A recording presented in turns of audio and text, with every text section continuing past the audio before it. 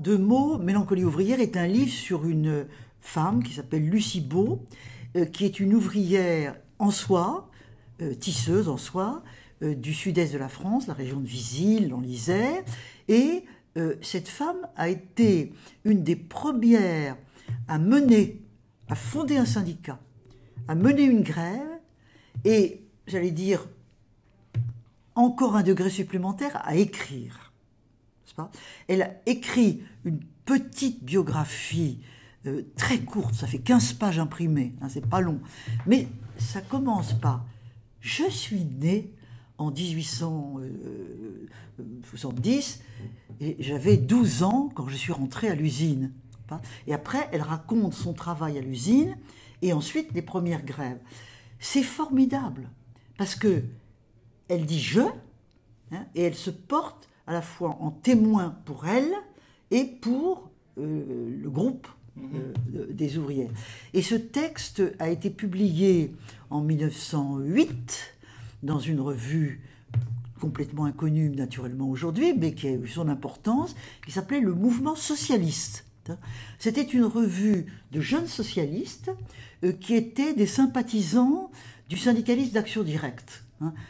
C'était la grande forme de syndicaliste de cette époque-là, c'est-à-dire un syndicaliste extrêmement autonome, qui est très méfiant vis-à-vis des appareils, des partis, tout ça, qui pense vraiment la classe ouvrière, elle, c'est elle qu'il faut suivre, c'est elle qui parle. Et voilà. Et Lucie Beau, j'imagine, parce qu'on connaît au fond assez mal l'histoire de la publication du texte, a fasciné des jeunes intellectuels qui ont trouvé que cette femme avait... C'était étonnant quand même, dans l'époque c'était étonnant. Donc, quand on m'a demandé, beaucoup plus tard, d'écrire sur une héroïne inconnue, dans les discussions que j'ai eues avec les 2 jeunes femmes, Caroline Fourès, qui est très connue quand même, et Fiammetta Wener, qui travaille pour Grasset, chez Grasset, de faire un livre sur une inconnue. J'avais commencé par leur proposer des femmes beaucoup plus connues. Je disais non, on veut vraiment des inconnues.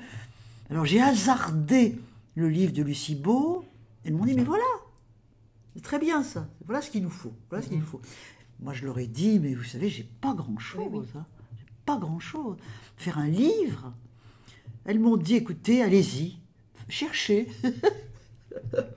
Cherchez. J'aurais dit, écoutez, je vais essayer. Si j'y arrive pas, on le fera pas.